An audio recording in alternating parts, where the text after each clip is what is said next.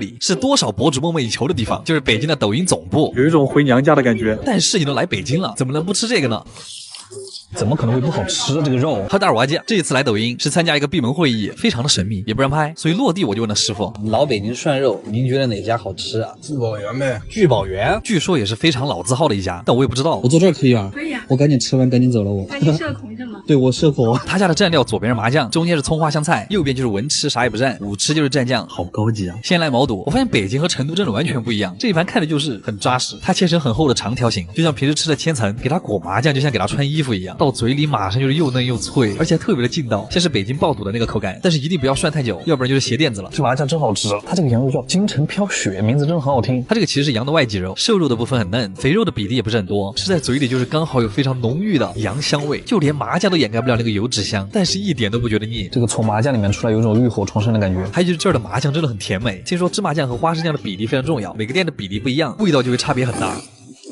然后是羊上脑，我真的很爱鲜切肉，就是一眼你能够多多少少看出肉的品质，它这个厚度把握的非常好，太厚了嚼起来真费劲，太薄了又不过瘾，在嘴里就是又扎实又软嫩的感觉。和牛都白吃了，怎么这么嫩啊？它会给你一种肉里面虽然没什么脂肪，但是因为太软太嫩了，你就会觉得它一定是藏了很多脂肪才会这么软。这种肉也特别的挂酱，一口下去满嘴的醇香。算是第一次吃北京涮肉，但感觉选了家好店，师傅选的好。但是四川人总感觉差了一点，就是这个现炸的干海椒辣油，干海椒独有的冲味，成都 wasabi 非常的适配接下来登场的羊里脊，它的纤维摄入占比非常的高，但缺点就是特别的塞牙。我觉得这个肉就是用来解腻的，最好吃的还是羊上脑，它那个奶骚的味道真的很上头，就你不管是用麻酱还是辣椒油，它都只会放大那个羊香味。最后就是这儿的酸奶，真的特别的厚，你要用很大的力气才能把它吸起来，它甚至有点像慕斯或者布丁了。这个虽然是我第一次体验北京铜锅涮肉，但是吃下来感觉特别的亲切，可能这个菜里面已经包含了太多的风土和人情。阿基推荐指数9分，嘎面儿。一盒鳗鱼饭可以在日本卖到天价，为什么它可以这么贵啊？据说是因为日本鳗快灭绝了，但这和我们又有什么关系呢？噔噔，鳗鱼饭作为日本很早以前的一种传统美食，我突然开始好奇它最老的店还在吗？然后我就在网上搜到了这家店，果然又是那种开了100多年的店了。这是什么呀？好恐怖！我操，这个棕褐色，删文一下。今天的废话也很多呢，事与不讲话，我们开始吧。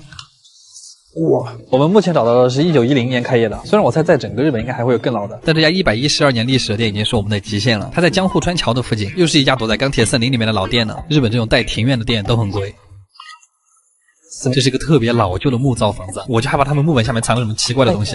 哦，すごいね！他们家这个菜单上面的照片是100多年前开业的时候拍的。不要想那么多，开始吃饭。小菜是个豆腐，上面点缀了一点姜丝，果然有钱人都喜欢吃豆腐的，非常没劲。第一个前菜是个小3拼鱼板鲷鱼毛豆，怎么感觉这个前菜比别家都还要穷酸一点？无语。然后第二个前菜是用盒子装的，但是打开之后怎么还是3拼？为什么这个鳗鱼饭的前置步骤那么多啊？豆腐皮儿好吃，但是没什么味道。然后这个是日本人很爱吃的干明太子，是用盐腌的，非常的咸，不应该用来下饭的吗？然后是酱油章鱼头，吃起来更像酱油椒泥。接下来这个是我喜欢的鳗鱼茶碗蒸蛋，很烫，吃的时候小心一点。鳗鱼的那个香味已经渗透到了蛋里，而且我一直觉得鳗鱼的香味和鸡蛋很配。接下来这个也是我很喜欢的海带黄瓜鳗鱼，它是一个凉菜，用烤过的蒲烧鳗配了下面的酸汤，酸酸冰冰的味道特别开胃。然后最后一个前菜是鳗鱼骨，我们见过很多次了，特别的好吃。这个我愿称它为荤薯条，就拿着手吃，嚼起来非常爽。然后盼星星盼月亮终于等来了我们的 C 位，他们家的主角鳗鱼饭，单点这个饭的话是9000日元。虽然这种老店确实好，但就是有点费。传统做法就是先烤后蒸，是为了让那个浓郁的酱汁渗透到鳗鱼的内部。你们看它微微上翘有点焦的那个肉，其实我觉得第一口建议和饭一块吃，因为它米饭里面也是那个酱汁，这才是最完整的口感。哇！你其实夹起来之后闻到的不是酱香，而是那个炭火的香味，因为鳗鱼的肉特别容易附着那个炭的味道。焦炭烤鳗，鳗鱼中间的部分就是要这种一筷子能够夹断，从肉到里面的刺儿都是软的，但是皮一定要是焦的。会放很多的哦，只有现杀的鳗鱼才能看到里面白花花的肉。接着中途来一口腌萝卜。特别好吃。据说先烤后蒸是为了锁住鳗鱼最原始的鲜味，所以才会有那种肉眼可见的鲜嫩程度。果然老店的黄肥鳝还是不一样，然后会上一碗鳗鱼干做的汤，烤过的鳗鱼干会让这个汤带上一种苦苦的茶香。最后是一牙哈密瓜，这东西在日本还不便宜。最后我们2个人一共吃了这么多，好像还有点贵。阿基推荐指数8分。秋天不一定是贴秋膘的日子，也可以是吃大闸蟹的日子，但是那还不是贴秋膘，是一整个公蟹的那个钳子的肉。今天我们去的这家店，可以说是满足了我对大闸蟹的所有幻想。毕竟你全程都不用自己剥壳，全部给你剥好的蟹黄和蟹膏。这也是东京唯一一家米其林的大闸蟹店，它会牢牢的粘在你的舌头上面，奢侈。哈喽，大耳蛙酱。今天我们找的这个店在东京的日本桥，是一个非常高级的商业圈，也聚集了非常多的米其林餐厅在这儿。就其实你要在日本吃到非常纯正的中国螃蟹是一件非常难的事情，但是今天我们就可以吃到爽。こんばんは。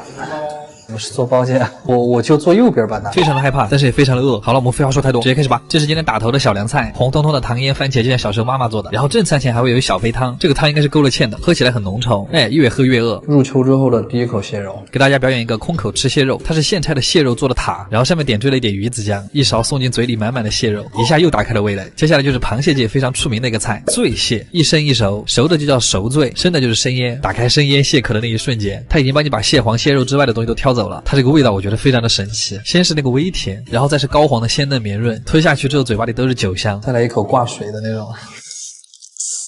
那个绍兴酒的味道特别浓，然后是一盘金灿灿的炸带鱼。我上一次吃到这个菜还是3年前在国内，特别的酥，我就不知道为什么日本人不吃炸带鱼，明明这么香。然后下一个菜还比较复杂，师傅先是端了一堆配料，然后当场炒蟹黄、蟹肉，还有荤粉丝。他那个蟹膏放在锅里一炒，你就能闻到空气中弥漫的那个蟹黄味，而且身上非常痒，像是有螃蟹在爬。我现在就要吃到，吃进嘴里，我的第一反应，它很像高配版的学校门口炒粉的感觉，但是你只要多咀嚼一下，你就能尝到里面颗粒感的蟹黄跟蟹膏。今天我们阵仗太大了，我们前后总会吃大概小20只蟹。下一个菜是我这辈子第一次吃到的东西，酸汤肉燕抄手，里面包着的是一个完整的大闸蟹前肉。它和普通抄手的区别就是，就这里面的蟹前肉更弹更鲜甜，再加上它那个酸汤很稠，还带着一股药膳味，特中华的药材味，瞬间感觉特别养生。不到150。接下来这个菜又很厉害，谁能拒绝一碗揭开盖子还在咕噜咕噜的蟹黄麻婆豆腐呢？正想说吃川菜怎么可能没有饭，拿了一小碗，非常迷你的，特别可爱。它听名字就非常的奢侈，闻起来是一种干锅香辣蟹的味道，入口最先是那种熟悉的郫县豆瓣味，有点冲但是很香。豆腐非常紧实，而它是用真的蟹黄炒，没有科技鱼很活，就是刨饭。然后接下来的2只大闸蟹是我们今天吃了30多只里面最肥的2只。感觉师傅在你旁边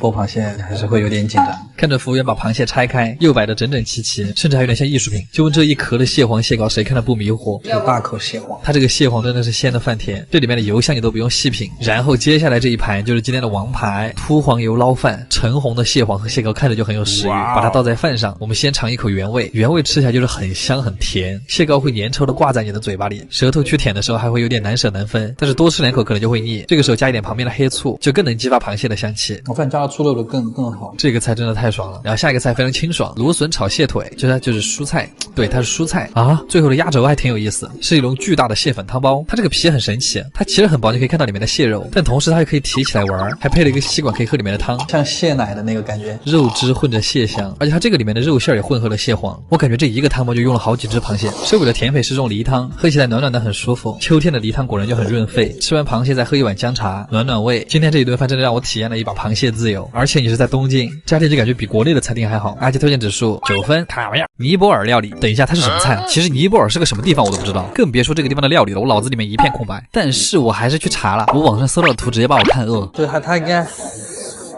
它应该不是那种普通的辣椒。于是我就去选了一家东京评分最高的尼泊尔餐厅。又到了吃异国料理的日子。它在一个非常破的楼里面，连续4年获得日本的百年店。2017、2018、2019、2022。进店之后的装修不知道为什么会有一种西双版纳的感觉。すみません。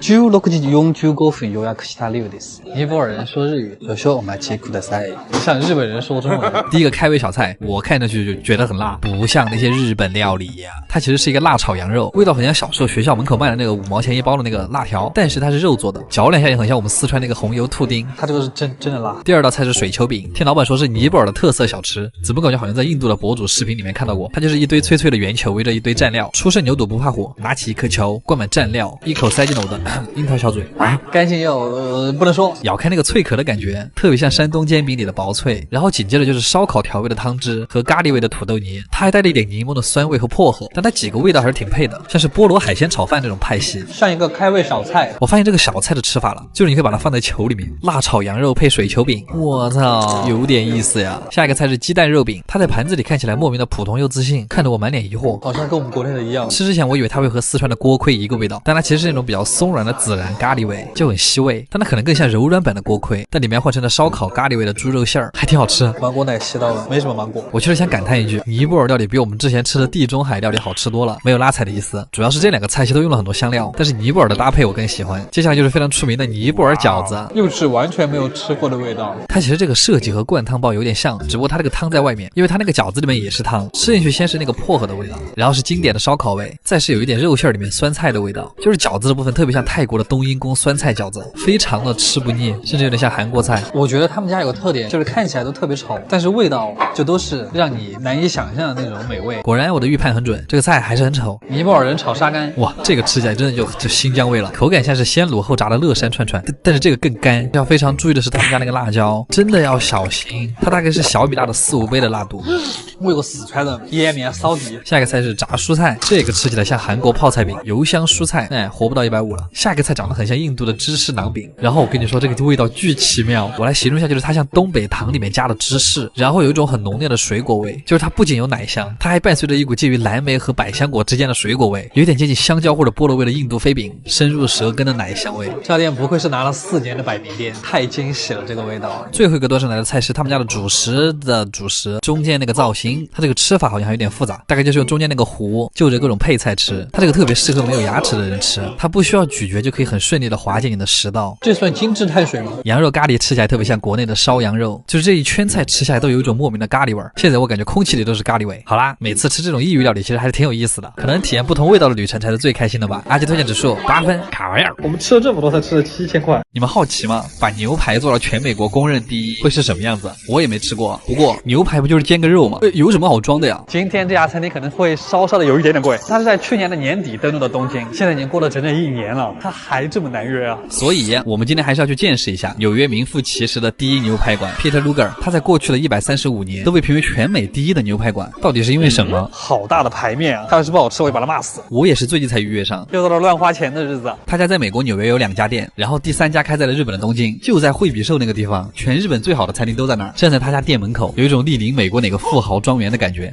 すみません。11時半予約した料です。有一说一，我还是头一回坐在这么富丽堂皇的地方吃饭，有一点点的拘谨。我们来看菜单吧，掩饰一下我们的紧张。上菜了，开始吧。他家的餐前面包会有好几种，我们选择了一个小法棍，但咱们就是说，它比法餐厅的法棍还要硬点。小圆包就非常软了。不过面包只是为了引出一个很厉害的东西，就是他们家的秘制果味烤肉酱。正好我们的第一个主菜就端上来了，厚切培根。这个外貌其实不算特别惊艳，但是它端上来的时候表面还冒着油泡，好厚啊！我真的很爱厚切的猪肉，咬开最外面那层已经被烤得酥脆的皮之后，就能吃到里面比较软嫩的肉和油脂。它会稍微有点肥，但真的很香，空口吃2块会很腻，所以就要搭配旁边的烧烤梅子酱，厚切就是那种非常有层次感的体验。下一盘的烤鱼就清爽多了，三文鱼搭配烤过的西兰花，还有几瓣柠檬，这也不得瘦死。美餐最大的一个特点就是它非常的实在，他们家这个三文鱼真的很出名，它会把里面的鱼肉烤得非常的嫩，你甚至用刀背轻轻一拨它就开了，一口吃进嘴里还没嚼，就嘴巴里就会充满鱼肉的鲜味，而且因为它温度刚刚好，里面的鱼肉吃起来会很有韧劲，纤维感非常足。我还想再夸一下他们家这个酱，这个酱有卖的吗？然后接下来就是牛，万众瞩目下迎来了今天的主角，牛排还在滋啦滋啦的时候就被端了上来。然后他们家不用选部位，只有剔骨，然后它一半是菲力，一半是纽约客，也是2种完全不同口感的肉。牛排也都是当天从美国空运过来，经过28天的干式熟成，且是美国最高等级的牛肉 USD Prime， 所以它在日本可以卖到4万多一盘。来吧，一起来品尝一下号称是纽约第一的牛排。第一口我们吃原汁原味的，因为是干式熟成，它已经过滤掉了多余的部分，所以嚼起来会很轻松，还完整的保留了肉里面最精华的汁水。烤的过程中应该只用了黄油和盐调味，就是进嘴的第一反应就是这个肉很肥很厚实，接着是只有干式熟成才会有那个咸咸的汁水的味道。熟成的那个味道就是像鹿肉刚刚做好之后那个木材的味道，跟日本和牛的完全不一样，就它不是那种软塌塌的口感，它是那种外脆里嫩的感觉，就是最外面那层焦脆的肉真的太上头了，有点像川菜里面干煸过后的牛肉，让人特别上瘾。然后你咬下去又能感受到里面的肉的柔软和牛肉些许的脂肪，哇，有点停不下来的感觉。他们家这个西兰花上面全是油，所以会觉得今天的蔬菜环节格外的轻松。剔骨左边的里脊肉吃起来会更柔软一些，相比刚才比较有弹力的菲力会更好嚼开，可能因为它牛肉的品质实在是太好了，就算是熟成之后你也能吃到牛肉里面那股奶香味。最后的最后他们家没有甜品，但是会给你2个金币巧克力收尾，他就故意让你有一种做富豪的错觉，但他们不知道这玩意儿在国内10块钱买一大兜。总的来说这家店我非常的满意，店里也很有历史感，有种百老汇老洋房的感觉，所以1分钱1分货，这么有名还是有道理的。阿基推荐指数9.5分，卡玩意儿